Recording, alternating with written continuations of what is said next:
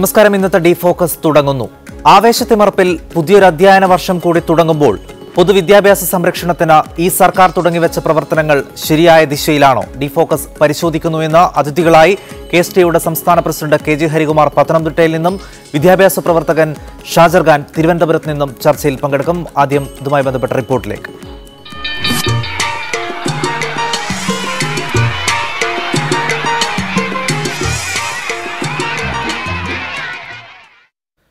പൊതുവിദ്യാഭ്യാസം അന്താരാഷ്ട്ര നിലവാരത്തിലേക്ക് ഉയർത്തുക എന്ന ലക്ഷ്യമാണ് വിദ്യാഭ്യാസ വകുപ്പ് മുന്നോട്ട് വയ്ക്കുന്നത്. സ്കൂളുകളെ അന്താരാഷ്ട്ര നിലവാരത്തിലേക്ക് ഉയർത്തൽ, ക്ലാസുകൾ ഹൈടെക് ആക്കൽ ഉൾപ്പെടെ വിദ്യാഭ്യാസ വകുപ്പിന്റെ നടപടികൾ ഈ ലക്ഷ്യം മുൻനിർത്തിയാണ്. അധ്യയന വർഷം ആരംഭത്തിൽ വിദ്യാഭ്യാസ വകുപ്പിന്റെ പ്രവർത്തനങ്ങളെ വിലയിരുത്തുകയാണ്. അക്കാദമി തലത്തിലും ഭൗതിക സാഹചര്യങ്ങളിലും പൊതുവിദ്യാഭ്യാസത്തെ അന്താരാഷ്ട്ര തലത്തിലേക്ക് ഉയർത്തുകയാണ് ലക്ഷ്യം വെക്കുന്നതെന്നാണ് വിദ്യാഭ്യാസ വകുപ്പ് പറയുന്നത്. 8 മുതൽ 12 വരെയുള്ള എല്ലാ ക്ലാസുകളും ഹൈടെക് ആക്കുന്നതിനുള്ള നടപടി തുടങ്ങിക്കഴിഞ്ഞു. 1000 സ്കൂളുകളെ അന്താരാഷ്ട്ര നിലവാരത്തിലേക്ക് ഉയർത്തുന്നതിനുള്ള മാസ്റ്റർ പ്ലാൻ പണിപ്പുരയിലാണ്. 13,000 സ്കൂളുകൾക്ക് ഇന്റർനെറ്റ് കണക്ഷൻ നൽകി വിവരസാങ്കേതിക വിദ്യയുടെ സഹായം പ്രയോജനപ്പെടുത്താനും നടപടിയായി. പാഠപുസ്തകം സ്കൂൾ തുറക്കുന്നതിന് മുമ്പേ എത്തിച്ച് പ്രവർത്തന മികവ് വകുപ്പ് തെളിയിച്ചു. അധ്യാപക പരിശീലനം, പഠന നിലവാരം ഉയർത്തൽ ഉൾപ്പെടെ വ്യത്യസ്ത പദ്ധതികളുമായി മുന്നോട്ട് പോവുകയാണ് വിദ്യാഭ്യാസ വകുപ്പ്. പദ്ധതികളെ പൊതുവെ സ്വാഗതം ചെയ്യുമ്പോഴും ഇവയുടെ പ്രായോഗികത സംബന്ധിച്ച സംശയങ്ങൾ ഉന്നയിക്കുന്നുണ്ട് വിദ്യാഭ്യാസ പ്രവർത്തകർ. ഹൈടെക് ആക്കുക അല്ലെങ്കിൽ ആ സ്കൂളുകളിൽ കുട്ടികളെ അയക്കുക എന്നത് മാത്രം പോരാ. അവിടെ അടിസ്ഥാന വിദ്യാഭ്യാസം ഉറപ്പാക്കുകയും വേണം. അന്തർദേശീയ നിലവാരമുള്ള പാഠ്യപദ്ധതി വേണം, പഠന സമ്പ്രദായങ്ങൾ വേണം. ആ പാഠ്യപദ്ധതിയും പഠന സമ്പ്രദായത്തിലും കൂടെ മാത്രമേ നമുക്ക് കുഞ്ഞുങ്ങൾക്ക് ഉന്നത നിലവാരമുള്ള വിദ്യാഭ്യാസം കൊടുക്കാൻ പറ്റൂ.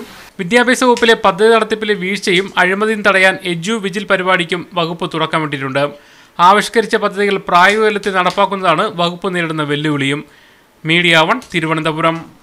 പൊതുവിദ്യാഭ്യാസ സംരക്ഷണത്തിന് ഈ സർക്കാരിന്റെ തുടക്കം നന്നായോ? ഡി ഫോക്കസ് പരിശോധിക്കുന്നു. അതിഥികൾ തയ്യാറാണ്. ശ്രീ KG ഹരികുമാർ, പൊതുവിദ്യാഭ്യാസം എന്ത് വില കൊടുത്തും സംരക്ഷിക്കും എന്ന ഇച്ഛാശക്തിയോടെ പ്രഖ്യാപിച്ചുകൊണ്ടാണ് ഈ സർക്കാർ അധികാരത്തിലെത്തിയത്. 1 വർഷം പൂർത്തിയാക്കുമ്പോൾ തന്നെ നിരവധി പദ്ധതികൾ അതിനുവേണ്ടി ഈ സർക്കാർ തുടങ്ങി. പൊതുവിദ്യാഭ്യാസ സംരക്ഷണ യജ്ഞം എന്ന പേരിൽ തന്നെ വലിയൊരു കർമ്മ പദ്ധതി അതിനായി രൂപീകരിച്ചു. ഇപ്പോൾ ഒരു പ്രവേശനോത്സവം ആഘോഷിക്കുമ്പോൾ, പുതിയൊരു അധ്യയന വർഷം തുടങ്ങുമ്പോൾ ഈ സർക്കാർ തുടങ്ങിവെച്ച പദ്ധതികൾ ശരിയായ ദിശയിലേക്കാണ്, അല്ലെങ്കിൽ ഒരു നിർണായക ചുവടുവയ്പായി മാറുന്നു എന്ന വിലയിരുത്തൽ തന്നെയാണോ നിങ്ങൾക്കുള്ളത്? തീർച്ചയായിട്ടും ഇപ്പോൾ വരുന്ന കണക്കുകൾ, ലഭ്യമായ കണക്കുകൾ മുഴുവൻ കണക്കുകൾ ലഭ്യമായിട്ടില്ല. പക്ഷേ ലഭ്യമായ കണക്കുകൾ വെച്ചിട്ട് വളരെ ആവേശത്തോടു കൂടിയാണ് കേരളീയ ജനത കേരളത്തിൻ്റെ പൊതുവിദ്യാഭ്യാസ സംരക്ഷണ യജ്ഞത്തെ ഏറ്റെടുത്തിരിക്കുന്നത്. ഞാൻ ചില കണക്കുകൾ ഉദ്ധരിക്കാം. ഇപ്പോൾ വയനാട് ജില്ലയിലെ 3 സബ് ജില്ലകളാണ്. ആ 3 സബ് ജില്ലകൾ മാത്രമായി ഏതാണ്ട് 1045 പുതിയതായി കുട്ടികൾ ഈ പൊതുവിദ്യാഭ്യാസ മേഖലയിലേക്ക് എത്തിയിരിക്കുന്നു. കൊല്ലം ജില്ലയിൽ പട്ടത്താനം UPS 706 കുട്ടികൾ, 203 കുട്ടികൾ പുതുതായി എത്തിയിരിക്കുന്നു. 1-ാം ക്ലാസ്സിലേക്ക് 86 കുട്ടികൾ. അങ്ങനെ കല്യാശ്ശേരി മണ്ഡലത്തിൽ 1-ാം ക്ലാസ്സിൽ 2065 കുട്ടികൾ ചേർന്നിരിക്കുന്നു. കഴിഞ്ഞ വർഷത്തേക്കാൾ 168 കുട്ടികൾ. അൺഎയ്ഡഡ് സ്കൂളുകളിൽ നിന്ന് 450 കുട്ടികൾ വിവിധ ക്ലാസ്സുകളിലേക്ക് എത്തിച്ചേർന്നിരിക്കുന്നു. പുതുക്കാട് മണ്ഡലത്തിൽ 1000 കുട്ടികൾ കേരള സിലബസിലേക്ക് മാറിക്കഴിഞ്ഞിരുന്നു. കോഴിക്കോട് മേപ്പയ്യൂരിൽ GVHS 8-ാം ക്ലാസ്സിൽ മാത്രം 910 കുട്ടികൾ. ഒരുപക്ഷെ കേരളത്തിലെ ഈ പുതിയ അഡ്മിഷൻ്റെ കണക്കെടുക്കുമ്പോൾ ഏറ്റവും കൂടുതൽ കുട്ടികൾ എത്തിച്ചേർന്ന വിദ്യാലയം അവിടെ തൊട്ടടുത്തുള്ള മേപ്പയ്യൂർ പേരാമ്പ്ര അൺഎയ്ഡഡ് സ്കൂൾ അടച്ചുപൂട്ടുന്നു. ആറ്റിങ്ങൽ BRCയുടെ പരിധിയിൽ 986 കുട്ടികൾ അൺഎയ്ഡഡ് സ്കൂളുകളിൽ നിന്നും പൊതുവിദ്യാഭ്യാസ മേഖലയിലേക്ക് എത്തിയിരിക്കുന്നു. പത്തനംതിട്ടയിൽ, ഞാൻ പത്തനംതിട്ട ജില്ലക്കാരനാണ്, പത്തനംതിട്ട ജില്ലയിലെ വലിയ ആവേശമാണ്. പ്രമാടം എന്ന് പറയുന്ന GLP സ്കൂളുകളിൽ 104 കുട്ടികളാണിപ്പോൾ എത്തിച്ചേർന്നിരിക്കുന്നത്. ഇതൊക്കെ സൂചിപ്പിക്കുന്നത് കേരളത്തിൻ്റെ പൊതുവിദ്യാഭ്യാസ മേഖലയെ ശാക്തീകരിക്കാൻ ഗവൺമെൻറ് എടുത്ത നിലപാടുകളെ ജനങ്ങൾ സ്വാഗതം ചെയ്യുന്നു എന്നുള്ളതാണ്.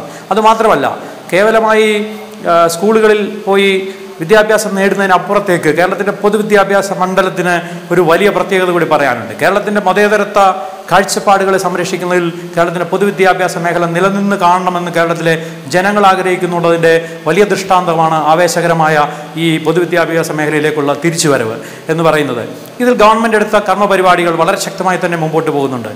കേരളത്തിലെ പൊതുവിദ്യാഭ്യാസ മേഖലയിലെ സ്കൂളുകളെ 2 ഡയമെൻഷനിൽ നിന്ന് 3 ഡയമെൻഷനിലേക്ക്, അതായത് ഡിജിറ്റലൈസ് ചെയ്യാനുള്ള വലിയ നീക്കങ്ങൾ നടക്കുന്നു. കേരളത്തിൻ്റെ ക്ലാസ് മുറികളിലേക്ക് ഹൈസ്പീഡ് ഇൻ്റർനെറ്റ് സംവിധാനങ്ങൾ വരുന്നു.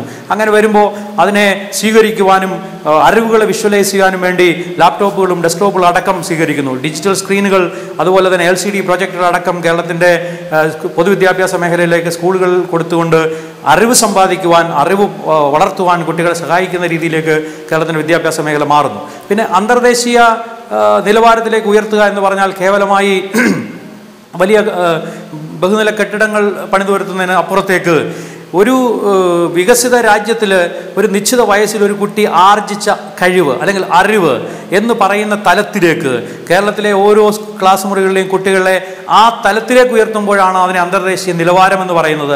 അല്ലാതെ കേവലമായി ഭൗതിക സാഹചര്യങ്ങൾ സൃഷ്ടിക്കുക മാത്രമല്ല, അതിനാവശ്യമായിട്ടുള്ള കർമ്മപദ്ധതിയിൽ കൂടി നടപ്പിലാക്കിക്കൊണ്ടാണ് ഇപ്പോൾ തീർച്ചയായും ആ അർത്ഥത്തിൽ വലിയ ചുവടുവയ്പ് ഈ സർക്കാർ നടത്തിയിട്ടുണ്ട് എന്ന് തന്നെയാണ് താങ്കളുടെ അഭിപ്രായം. ശ്രീ ഷാജർ ഖാൻ, പൊതുവിദ്യാഭ്യാസം വലിയ തകർച്ചയിലേക്ക് നീങ്ങുന്നു, നമ്മുടെ സ്കൂളുകളിൽ നിന്ന് പൊതുസമൂഹം മുഖം തിരിക്കുന്നു എന്നതടക്കമുള്ള ആശങ്കകൾക്കിടയിൽ നിന്നാണ് ഈ സർക്കാർ പൊതുവിദ്യാഭ്യാസ സംരക്ഷണ യജ്ഞം തുടങ്ങുന്നത്. ഇന്നിപ്പോൾ KJ ഹരികുമാർ സൂചിപ്പിച്ച കണക്കുകൾ, അതായത് മറ്റ് ഇംഗ്ലീഷ് മീഡിയം സ്കൂളുകളിൽ നിന്ന് വിദ്യാർത്ഥികൾ ഇപ്പോൾ പൊതുവിദ്യാലയങ്ങളിലേക്ക് മടങ്ങി വരുന്നു, അത് ഈ സർക്കാർ തുടങ്ങിവെച്ച പദ്ധതികൾക്ക് ലഭിച്ച ആദ്യ അംഗീകാരമാണ് എന്നാണ് ഈ സർക്കാരിനെ പിന്തുണയ്ക്കുന്നവരും സർക്കാരും അവകാശപ്പെടുന്നത്.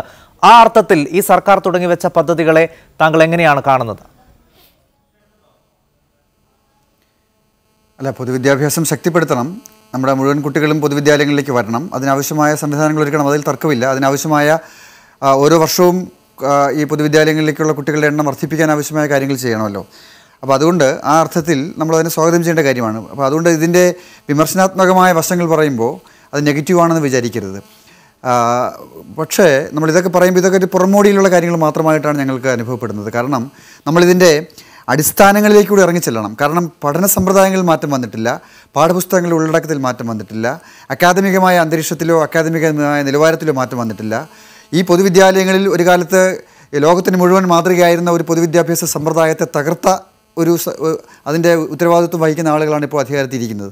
അതായത് വേൾഡ് ബാങ്കിൻ്റെ പദ്ധതികൾ വന്ന സമയത്ത് നമ്മുടെ കുഞ്ഞുങ്ങൾക്ക് ഈ കേരളത്തിൽ ഒരുപക്ഷെ ആ കാലഘട്ടം വരെ ഉന്നതമായ നിലവാരം ഉണ്ടായിരുന്നു ആ വിദ്യാഭ്യാസ സമ്പ്രദായത്തിന്, എന്തെല്ലാം പോരായ്മകൾ ഉണ്ടായിരുന്നെങ്കിലും. പക്ഷേ അതെല്ലാം പോയി അവിടെ നിന്ന് കൊഴിഞ്ഞുപോക്ക് ആരംഭിച്ചു. പിന്നീട് കുട്ടികളുടെ എണ്ണം ക്രമാതീതമായി ഇങ്ങനെ കുറഞ്ഞുകൊണ്ടേയിരുന്നു. പിന്നീട് നമ്മൾ ഓരോ വർഷം കഴിയുന്തോറും കുട്ടികളുടെ എണ്ണം വർദ്ധിപ്പിക്കാൻ ശ്രമം നടത്തി. പക്ഷേ 5537 സർക്കാർ എയ്ഡഡ് വിദ്യാലയങ്ങൾ ഇപ്പോഴും ഈ ഗവൺമെൻറ് കണക്കനുസരിച്ച് അൺഎക്കണോമിക് ആയിരിക്കുകയാണ്. അത് ഈ സമ്പ്രദായത്തിൻ്റെ ഒരു ദുരന്ത ഫലമായിട്ട് വന്ന കാര്യങ്ങളാണ്. നമ്മൾ അതുകൂടി വെച്ചുകൊണ്ട് വേണം ആ വിദ്യാലയങ്ങളെ സംരക്ഷിക്കാൻ എന്ത് നടപടി ഗവൺമെൻറ് എടുത്തു എന്നുള്ളത് നമ്മൾ പരിശോധിക്കണം.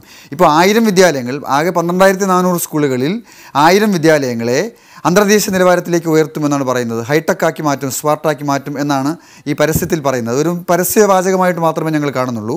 പക്ഷേ ആ പരസ്യവാചകത്തിൽ നിന്ന് നമ്മൾ കാര്യങ്ങളിലേക്ക് കടന്നാൽ ഈ 1000 വിദ്യാലയങ്ങൾ ആണ് എന്ന് നമ്മൾ വാദത്തിന് വേണ്ടി അംഗീകരിച്ചാൽ പോലും ബാക്കി 11400 സ്കൂളുകളുടെ കാര്യത്തിൽ ഗവൺമെൻറ് എന്താണ് ചെയ്യാൻ ഉദ്ദേശിക്കുന്നത്?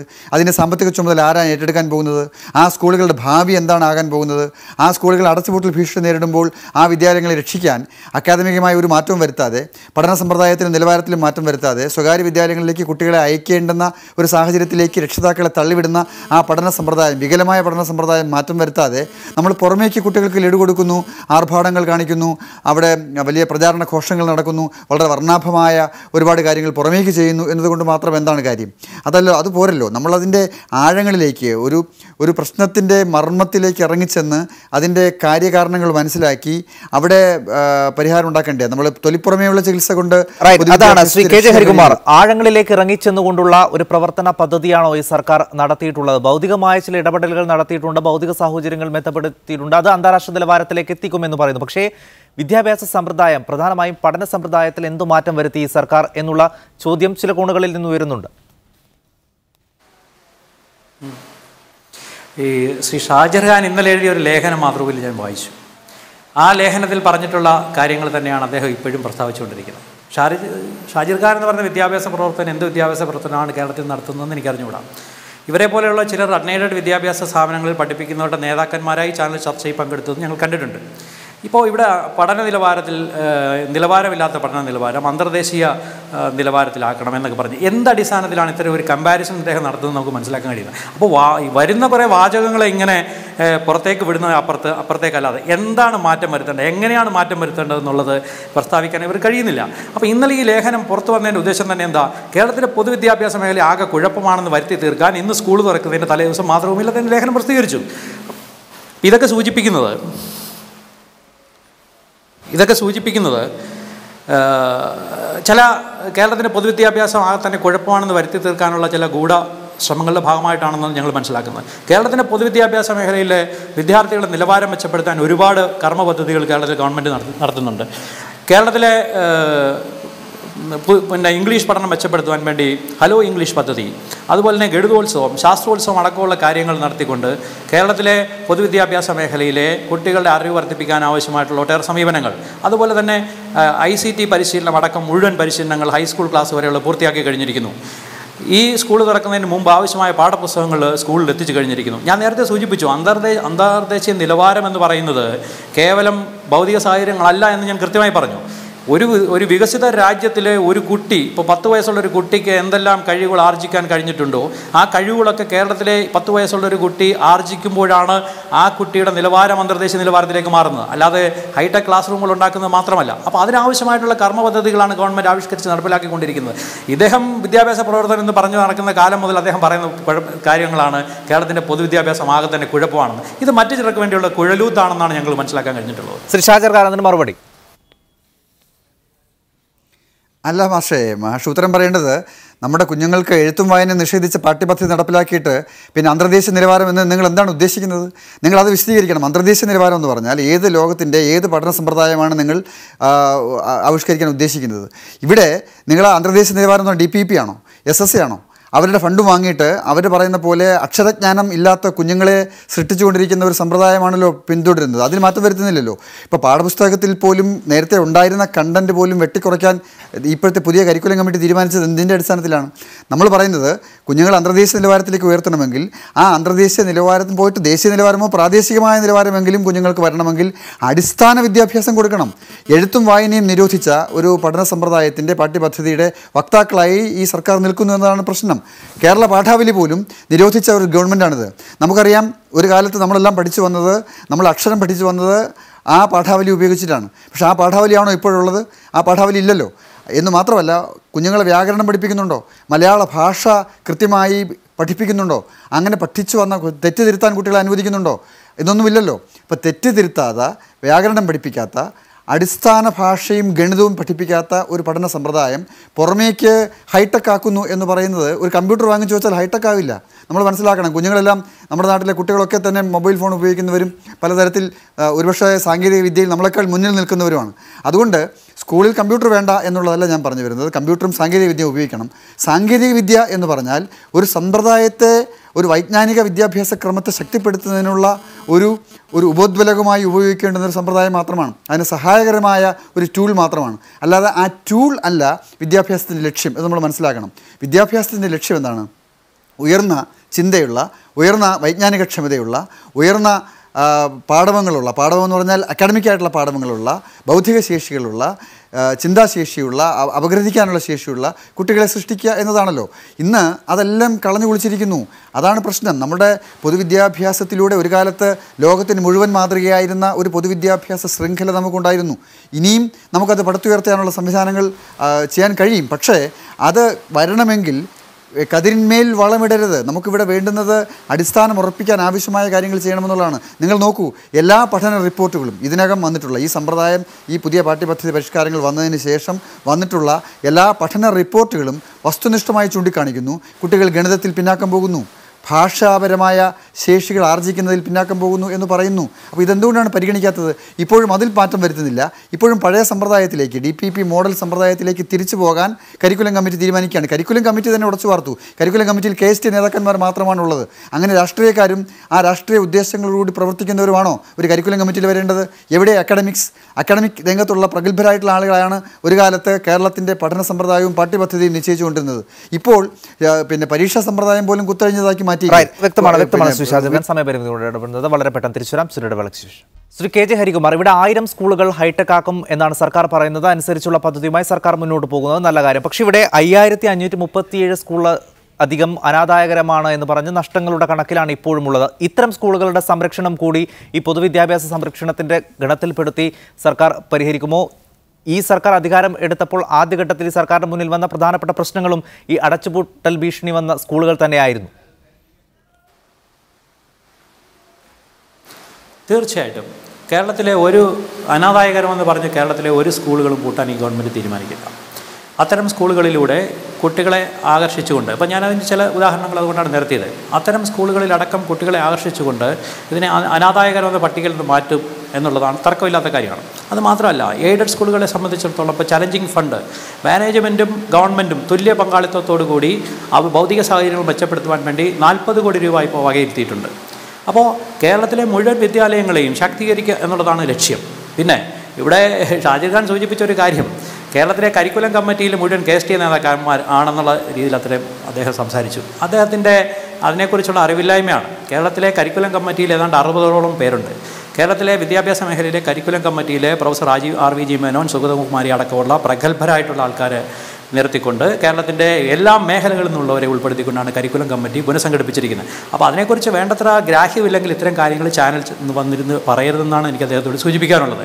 അതുപോലെ തന്നെ കേരളത്തിൻ്റെ പൊതുവിദ്യാഭ്യാസ മേഖലയിൽ 1990-ൽ, അതായത് നമ്മുടെ സാക്ഷരതാ യജ്ഞം തുടങ്ങുന്ന കാലഘട്ടത്തിൽ കേരളത്തിലെ പുറത്തുള്ള സാക്ഷരത ഉള്ള പോലെ തന്നെ വിദ്യാഭ്യാസ മേഖലയ്ക്കകത്ത് സാക്ഷരതയുണ്ടോ എന്ന് പഠനം നടത്തിയപ്പോൾ 45% കുട്ടികൾക്ക് അന്ന് എഴുത്തും വായന, ഇവർ മെച്ചപ്പെട്ട പാഠ്യപദ്ധതി എന്നൊക്കെ പറയുന്ന കാലഘട്ടത്തിൽ 45% കുട്ടികൾക്ക് എഴുത്തും വായനയിലും പരിമിതികളുണ്ടെന്ന് ബോധ്യപ്പെടുത്തി. അപ്പോൾ അത്തരത്തിലൊരു പഠനം നടത്തിക്കൊണ്ട് ക്ലാസ് റൂമുകളിലുള്ളിലെ പഠന നിലവാരം മെച്ചപ്പെടുത്താനാണ് സ്പെഷ്യലായിട്ടുള്ള പ്രോഗ്രാമുകൾ നടത്തിക്കൊണ്ടിരിക്കുന്നത്. അതിപ്പോഴും നടത്തുന്നുണ്ട്. പിന്നെ ഇദ്ദേഹം പറഞ്ഞ ഇപ്പോഴത്തെ ചില പഠന റിപ്പോർട്ടുകളെ സംബന്ധിച്ചിടത്തോളം 8ാം ക്ലാസ്സിലെ കുട്ടികൾക്ക് വേണ്ടത്ര ഇംഗ്ലീഷിലും അതുപോലെ തന്നെ കണക്കിലും പ്രാഗൽഭ്യം ഇല്ല എന്നുള്ള ചില റിപ്പോർട്ടുകൾ കേന്ദ്ര മാനവശേഷി വകുപ്പിൻ്റേതായിട്ട് വന്നിട്ടുണ്ട്. പക്ഷേ അവർ ഏത് പരീക്ഷയുടെ അടിസ്ഥാനത്തിൽ പരിശോധിച്ചിട്ടാണ് ഇത്തരത്തിൽ നടത്തിയതെന്ന് നമുക്ക് എപ്പോഴും മനസ്സിലാകുന്നില്ല. അപ്പോൾ അതിനെക്കുറിച്ച് നമ്മൾ RMSയുമായി ബന്ധപ്പെട്ട്, കാരണം കേരളത്തെ സംബന്ധിച്ചിടത്തോളം 7ാം ക്ലാസ് വരെയാണ് പ്രൈമറി തലം നിൽക്കുന്നത്, 8 മുതൽ 10 വരെയാണ് നമ്മുടെ ഹൈസ്കൂൾ തലം നിൽക്കുന്നത്. അപ്പോൾ കേന്ദ്രത്തിൻ്റെ സ്ട്രക്ചർ അനുസരിച്ച് 8ാം ക്ലാസ് വരെയും എവിടെയാണ്? പ്രൈമറി സെക്ടറിലാണ്. അപ്പോൾ അത് വരുന്നത് SSIയുടെ കീഴിലാണ്. പക്ഷേ ഇവിടെ 8ാം ക്ലാസ് വരുന്ന RMSയുടെ കീഴിലാണ്. അപ്പോൾ ഇത്തരത്തിൽ നടത്തുന്ന പഠനങ്ങളുടെ വിശ്വാസ്യത പോലും നമുക്ക് സംശയമുണ്ട് എന്നാണ് സൂചിപ്പിക്കാനുള്ളത്. അപ്പോൾ കേരളത്തിലെ പാഠ്യപദ്ധതിയുടെ കണ്ടന്റ് കുറയ്ക്കാൻ എവിടെയും തീരുമാനിച്ചിട്ടില്ല. പാഠ്യപദ്ധതി ഉള്ളടക്കം പരിശോധിച്ചിട്ട് പോരായ്മകളുണ്ടെങ്കിൽ തിരുത്താനാണ് കരിക്കുലം കമ്മിറ്റി തീരുമാനിച്ചിരിക്കുന്നത്, അല്ലാതെ പാഠ്യപദ്ധതി പരിഷ്കരിക്കാൻ തീരുമാനിച്ചിട്ടില്ല. അപ്പോൾ ഇതിനെക്കുറിച്ചൊക്കെ വ്യക്തമായ ധാരണയില്ലാതെ സംസാരിക്കുമ്പോൾ ഉണ്ടാകുന്ന അബദ്ധങ്ങളാണ് ഷാജിർ ഖാൻ പോലുള്ളവർക്ക് പറ്റുന്നതാണ് എനിക്ക് പറയാനുള്ളത്. ശ്രീ ഷാജിർ ഖാൻ, ഇപ്പോൾ ഇത്തരത്തിൽ വലിയൊരു മാറ്റം ഈ രംഗം ആവശ്യപ്പെടുന്നില്ലേ? കാരണം ഇത് തകരുന്നു എന്ന് പറയുകയും നാട്ടിൽ സ്വകാര്യ വിദ്യാലയങ്ങൾ കൊഴുത്തു വളരുകയും ചെയ്യുന്ന ഒരു ഘട്ടത്തിലാണ് ഈ സർക്കാർ ഇത്തരമൊരു ഉദ്യമനത്തിന് തുടക്കം കുറിച്ചത്. ഇപ്പോൾ പുറത്തു വരുന്ന കണക്കുകൾ, അതിപ്പോൾ അന്തിമമായ കണക്കിൽ ഏകദേശം 1 ലക്ഷത്തോളം കുട്ടികൾ CBSE സ്കൂളുകളിൽ നിന്നടക്കം പൊതുവിദ്യാലയങ്ങളിലേക്ക് മടങ്ങി വരുന്നു എന്നുള്ള ശുഭകരമായ ഒരു കണക്കുകൾ നമ്മുടെ മുന്നിൽ വരികയാണ്. അത്തരം സ്കൂളുകൾക്ക് കിടപിടിക്കാവുന്ന തരത്തിൽ, CBSE സ്കൂളുകൾക്ക് കിടപിടിക്കാവുന്ന തരത്തിൽ നമ്മുടെ പൊതുവിദ്യാലയങ്ങൾ മാറുകയാണെങ്കിൽ തീർച്ചയായും അത് നല്ലൊരു മാറ്റം തന്നെയല്ലേ? തീർച്ചയായിട്ടും അതങ്ങനെ മാറ്റണമല്ലോ. പക്ഷേ അത് മാറ്റണമെങ്കിൽ അതിന് ചെയ്യേണ്ടുന്ന അടിസ്ഥാനപരമായ കാര്യങ്ങളുണ്ട്. ഞങ്ങൾ അതാണ് ചൂണ്ടിക്കാണിക്കുന്നത്. ഇവിടെ CBSE ICSE സ്ഥാപനങ്ങൾ കേരളത്തിൽ പ്രവർത്തിക്കണം എന്ന് ഞങ്ങൾക്ക് അഭിപ്രായമില്ല. ആ സ്ഥാപനങ്ങൾ ഇല്ലാതാകണമെങ്കിൽ പൊതുവിദ്യാലയങ്ങൾ ശക്തിപ്പെടണം, പൊതുവിദ്യാഭ്യാസം ശക്തിപ്പെടണം. പൊതുവിദ്യാഭ്യാസം ശക്തിപ്പെടുത്തണമെങ്കിൽ പൊതുവിദ്യാഭ്യാസത്തിലെ അടിസ്ഥാന പോരായ്മകൾ ചൂണ്ടിക്കാണിക്കുമ്പോൾ അതിനെ ഡിഫെൻഡ് ചെയ്യല്ലേ വേണ്ടത്. ഇപ്പോൾ ഹരികുമാർ സാറിന് പല കാര്യങ്ങളും അറിയില്ല. അദ്ദേഹം പറഞ്ഞുകൊണ്ടിരിക്കുന്നത് പാഠ്യപദ്ധതിയിലെ ചിലർ മിനുക്കുപണികളും പരിഷ്കാരങ്ങളും നടത്താൻ ശ്രമിക്കുന്നു എന്നാണ്. അങ്ങനല്ല. അദ്ദേഹം കരിക്കുലത്തിൻ്റെ പുതിയ ഡ്രാഫ്റ്റ് വന്നിട്ടുണ്ട്, അത് വായിച്ചു നോക്കിയാൽ കഴിയും. അതിൽ തന്നെ ആ ക്വസ്റ്റ്യൻസ്, ലീഡിങ് ക്വസ്റ്റ്യൻസാണ് അതിനകത്ത് കൊടുത്തിരിക്കുന്നത് മുഴുവൻ. ആ ഡ്രാഫ്റ്റിൽ പറഞ്ഞിരിക്കുന്നത് മുഴുവൻ നമ്മൾ ലീഡിങ് ക്വസ്റ്റ്യൻസാണ്. അതിൽ നിന്ന് ഇതിനകം ഇപ്പോൾ നടന്നുകൊണ്ടിരിക്കുന്ന ആ പരിശ്രമത്തിൻ്റെ ഭാഗമായി വന്ന അടിസ്ഥാന ഡ്രാഫ്റ്റിൽ തന്നെ അതിൻ്റെ സൂചനകളുണ്ട്. നേരത്തെ ഉണ്ടായിരുന്ന ഉള്ളടക്കത്തിൽ എങ്ങനെയെല്ലാം വെട്ടിക്കുറച്ചിലുകൾ വരുത്താം എന്നതിനെ സംബന്ധിക്കുന്ന കാര്യങ്ങളാണ് അതിൽ ആവശ്യപ്പെട്ടിരിക്കുന്നത്. ശരി, അതോടെ നിൽക്കട്ടെ. ഞാൻ പറഞ്ഞു വരുന്നത്, അപ്പോൾ നമുക്ക് ഉന്നത നിലവാരമുള്ള ഒരു പാഠ്യപദ്ധതി ഉണ്ടാകണമെന്ന ആഗ്രഹത്തിൻ്റെ അടിസ്ഥാനത്തിലാണല്ലോ നമ്മളിത് പറയുന്നത്. നമ്മുടെ പാഠ്യപദ്ധതിക്ക് ഒരു കുഴപ്പമില്ല, അത് ഉന്നത നിലവാരമുള്ളതാണ്, അന്തർദേശീയ നിലവാരമുള്ളതാണെന്ന് ഇതെന്താ വെള്ളരിക്കപ്പെട്ടണമാണോ ഇങ്ങനെ പറഞ്ഞുകൊണ്ടിരിക്കാൻ? അതൊക്കെ വിഡ്ഢികൾക്ക് മാത്രമേ പറയാൻ പറ്റുന്ന കാര്യമാണ്. കേരളത്തിലെ പൊതുസമൂഹം അത് അംഗീകരിക്കില്ല. കേരളത്തിലെ രക്ഷകർത്താക്കളോ ഇവിടെ ഇപ്പോൾ എൻ്റെ മകനും പൊതുവിദ്യാലയത്തിൽ പഠിക്കുന്ന കുട്ടിയാണ്. അവനും പൊതു പാഠ്യപദ്ധതിയുടെ ഒരു ഇരയാണ്. എനിക്കറിയാം അവൻ എങ്ങനെയാണ് പഠിച്ചുകൊണ്ടിരിക്കുന്നത്, ആ സമ്പ്രദായത്തിൻ്റെ പോരായ്മ എന്താണ്, അവൻ്റെ പാഠപുസ്തകത്തിൻ്റെ ഉള്ളടക്കത്തിൻ്റെ പ്രശ്നം എന്താണ് എന്നുള്ളത് ഞാൻ കണ്ട് മനസ്സിലാക്കുന്ന ഒരാളാണ്. പക്ഷേ എങ്കിലും പൊതുവിദ്യാലയത്തിൽ തന്നെയാണ് വിടുന്നത്. കാരണം ഈ സമ്പ്രദായം എന്താണെന്ന് മനസ്സിലാക്കാനും ആ സമ്പ്രദായത്തിൻ്റെ ഇരകളായി നിന്നുകൊണ്ട് ഫൈറ്റ് ചെയ്യുന്നതാണ് നമ്മൾ ചെയ്യുന്നത്.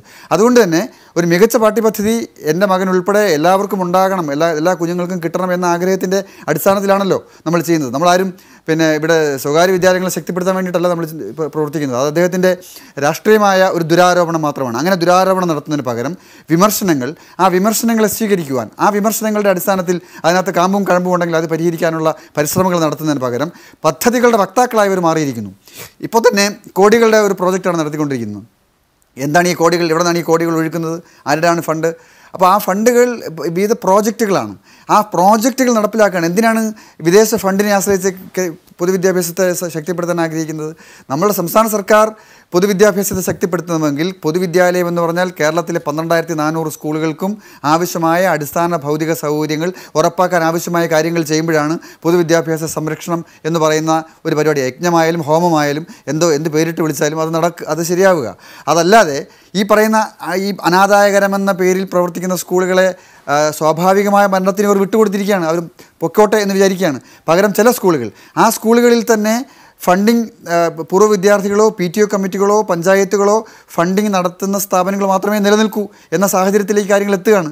അതിനുവേണ്ടി ഉള്ള കമ്മിറ്റികൾ, സ്കൂൾ മാനേജ്മെൻറ്റ് കമ്മിറ്റികളും മറ്റും ഉണ്ടാക്കിയിട്ട് ഫണ്ട് പിരിവാണ് നടന്നുകൊണ്ടിരിക്കുന്നത്. ഇപ്പോൾ തന്നെ ഈ പറയുന്ന 1000 സ്കൂളുകളുടെ കാര്യം പോലും സംരക്ഷിക്കാൻ ആവശ്യമായ ഫണ്ട് പിരിവ് നടത്തിക്കൊണ്ടിരിക്കുകയാണ് ഈ നേതാക്കന്മാർ. വിദ്യാഭ്യാസ മന്ത്രി തന്നെ നേരിട്ട് നേതൃത്വം കൊടുത്താണല്ലോ ചെയ്തുകൊണ്ടിരിക്കുന്നത്. അത്ര വിമർശനങ്ങളുണ്ട്. ശ്രീ KJ ഹരികുമാർ, നമുക്ക് ഈ ചർച്ച അവസാനിപ്പിക്കേണ്ടതുണ്ട്. ശ്രീ സമയപരിമിതി കൊണ്ടാണ്. ഇത്തരം വിമർശനങ്ങൾ, ഷാജഹാൻ ഉന്നയിച്ച വിമർശനങ്ങൾ അവിടെ നിൽക്കുമ്പോൾ തന്നെ ഒരു പ്രദേശത്തെ പൊതു ഇടമായി ആ പഞ്ചായത്തിലെ അല്ലെങ്കിൽ ആ പ്രദേശത്തെ വിദ്യാലയത്തെ മാറ്റുക എന്നുള്ളതാണ് ഈ സർക്കാർ ലക്ഷ്യം വയ്ക്കുന്നത്. ഇപ്പോൾ തുടങ്ങി വെച്ച ഈ പദ്ധതികളിലൂടെ തന്നെ ശക്തമായി മുന്നോട്ട് പോവുക എന്നുള്ളതാണോ ഈ സർക്കാരിൻ്റെ നയം? തീർച്ചയായിട്ടും കേരളത്തിൻ്റെ പൊതുവിദ്യാഭ്യാസ മേഖലയിലെ വിദ്യാഭ്യാസ സ്ഥാപനങ്ങളെ സംരക്ഷിക്കുവാൻ പൊതുസമൂഹത്തിൻ്റെ ഇടപെടൽ ഉണ്ടാവണം എന്നുള്ള കാര്യത്തിൽ തർക്കമൊന്നുമില്ല. എങ്ങനെയാണ് സ്കൂളുകൾ കേരളത്തിൽ ആരംഭിച്ചത്? ഗവൺമെൻറ്റിൻ്റെ സ്ഥലം ഉപയോഗിച്ചിട്ടാണോ കേരളത്തിൽ സ്കൂളുകൾ ആരംഭിച്ചിട്ടുള്ളത്? കേരളത്തിലെ ഗവൺമെൻറ് സ്കൂളുകളടക്കം എയ്ഡഡ് സ്കൂളുകളടക്കം കേരളത്തിൻ്റെ പൊതുസമൂഹം വിദ്യാഭ്യാസ ആവശ്യത്തിന് വിട്ടുകൊടുത്തതാണ്. അപ്പോൾ ഇതൊരു പുതിയ കാര്യമൊന്നുമല്ല. കേരളത്തിൻ്റെ പൊതുവിദ്യാഭ്യാസ മേഖല ശക്തിപ്പെടുത്താൻ ആരെയൊക്കെ കൂട്ടിയോജിപ്പിക്കാൻ കഴിയുമോ അവരെയൊക്കെ കൂട്ടിയോജിപ്പിച്ചുകൊണ്ട് ഫണ്ടിങ് നടത്തിക്കൊണ്ട് തന്നെ ഇത് മുമ്പോട്ട് പോകും. ഗവൺമെൻറ്റിൻ്റെ സഹായത്തോടു കൂടി മാത്രം തന്നെ ഇത്തരത്തിൽ പൊതുവിദ്യാഭ്യാസം സംരക്ഷിച്ച് മുമ്പോട്ട് കൊണ്ടുപോകാൻ കഴിയില്ല. അപ്പോൾ അതിനെയൊക്കെ ഇത്തരത്തിൽ വിമർശനത്തോട് കാണുക എന്ന് പറയുമ്പോൾ കേരളത്തിൻ്റെ പൊതുവിദ്യാഭ്യാസ മേഖല ശക്തിപ്പെടുത്തുന്നതിൽ ഷാജഹാൻ പോലുള്ളവർക്ക് എന്തോ വലിയ കുഴപ്പങ്ങൾ ഉണ്ട് എന്നുള്ളതാണ്. ഞാൻ ദുരാരോപണമല്ല, ഞാനത് കൃത്യമായി ആരോപണം ഉന്നയിക്കുകയാണ്. ഇത്തരത്തിൽ ഉള്ള ഇതിനെയെല്ലാം വിമർശനാത്മകമായിട്ട് സമീപിക്കുമ്പോൾ ഫണ്ടിങ് നടത്താൻ പാടില്ല, പൊതുസമൂഹത്തിൻ്റെ പണം പിരിക്കാൻ പാടില്ല, പൊതുവിദ്യാഭ്യാസ മേഖല ശക്തിപ്പെടുത്താൻ പാടില്ല എന്നുള്ള രീതിയിലേക്ക് സംസാരിക്കുന്നു. ഞാൻ ഒറ്റൊരു കാര്യം കൂടി സൂചിപ്പിക്കാൻ ആഗ്രഹിക്കുകയാണ്. കേരളത്തിൻ്റെ പൊതുവിദ്യാഭ്യാസ മേഖലയുടെ സിലബസിൻ്റെ കുഴപ്പം കൊണ്ടാണോ അൺഎയ്ഡഡ് വിദ്യാഭ്യാസ സ്ഥാപനത്തിലേക്ക് കേരളത്തിലെ കുട്ടികൾ പോകുന്നത്? അത് മാത്രമല്ല പ്രശ്നം, ഇംഗ്ലീഷ് മീഡിയം എന്നുള്ള കാഴ്ചപ്പാടുകൾ അത് 80കൾക്ക് ശേഷമാണ് കേരളത്തിലെ അൺഎയ്ഡഡ് വിദ്യാഭ്യാസ സ്ഥാപനം ഏറ്റവും കൂടുതൽ ആരംഭിച്ചത്. 1983 ശ്രീമാൻ TN ജേക്കബ് കേരളത്തിൻ്റെ വിദ്യാഭ്യാസ വകുപ്പിൽ ആയിരിക്കുന്ന കാലഘട്ടത്തിലാണ് കേരളത്തിൽ ഏറ്റവും കൂടുതൽ അൺഎയ്ഡഡ് വിദ്യാഭ്യാസ സ്ഥാപനങ്ങൾ ആരംഭിച്ചത്. ആരുടെയാണ് ഈ അൺഎയ്ഡഡ് വിദ്യാഭ്യാസ സ്ഥാപനങ്ങൾ നമ്മൾ പരിശോധിച്ച് നോക്കണം. കേരളത്തിലെ പ്രഗത്ഭമായ അൺഎയ്ഡഡ് വിദ്യാഭ്യാസ സ്ഥാപനങ്ങൾ എന്ന് പറയുന്നതെല്ലാം കേരളത്തിൻ്റെ കോർപ്പറേറ്റുകൾ. കേരളത്തിലെ കോർപ്പറേറ്റുകൾ എന്ന് പറയുന്നത് മതമേലധ്യക്ഷന്മാരാണ്. അവരുടെയാണ് ഈ കേരളത്തിലെ സ്ഥാപനങ്ങളെല്ലാം. അവരെ സഹായിക്കുന്ന സമീപനമാണ് എല്ലാ കാലത്തും UDF ഗവൺമെൻറ് സ്വീകരിച്ചിട്ടുള്ളത്. അപ്പോൾ കേരളത്തിൽ ഇടതുപക്ഷ ജനാധിപത്യ മുന്നണിയുടെ ഗവൺമെൻറ് വരുമ്പോൾ കേരളത്തിൻ്റെ പൊതുവിദ്യാഭ്യാസ മേഖലയെ ശക്തിപ്പെടുത്താനുള്ള ശ്രമങ്ങളെ ഇകഴ്ത്തി കാണിക്കാനുള്ള വലിയ പ്രചരണങ്ങളാണ് ഈ മേഖലയിൽ നടക്കുന്നത്. അപ്പോൾ ഇത് കേവലമായി സിലബസിൻ്റെ മാത്രം പ്രശ്നമല്ല. ചില വിദ്യാഭ്യാസ കച്ചവടക്കാരെ സംരക്ഷിക്കാൻ ആവശ്യമായിട്ടുള്ള സമീപനം സ്വീകരിക്കുന്നു. എന്നിട്ടും കേരളത്തിൽ 42 ലക്ഷത്തോളം വിദ്യാർത്ഥികൾ കേരളത്തിൻ്റെ പൊതുവിദ്യാഭ്യാസ മേഖലയിലാണ് പഠിക്കുന്നതെന്നുള്ള കാര്യം ഷാജിർ ഖാൻ മറന്നു പോരുത്. റൈറ്റ്. എന്തായാലും ഇത്തരത്തിലുള്ള ഭൗതികമായ പ്രചാരണങ്ങൾക്കപ്പുറം എന്ത് നേട്ടം ഈ സർക്കാരിൻ്റെ ഈ പരിപാടികളിലൂടെ നേടിയെന്നുള്ളത് വരും ദിവസങ്ങളിൽ നമുക്ക് വിലയിരുത്താം. വളരെ നന്ദി ശ്രീ KJ ഹരികുമാർ, ഷാജിർ ഖാൻ ഈ വിഷയത്തിൽ ചർച്ചയിൽ പങ്കെടുത്തത്. ഇതോടെ ഇന്നത്തെ ഡീഫോക്കസ് സമാപിക്കുന്നു. ഇടവേളയ്ക്ക് ശേഷം ഷോമോളുമായി സൈഫിനിസ ചേരും.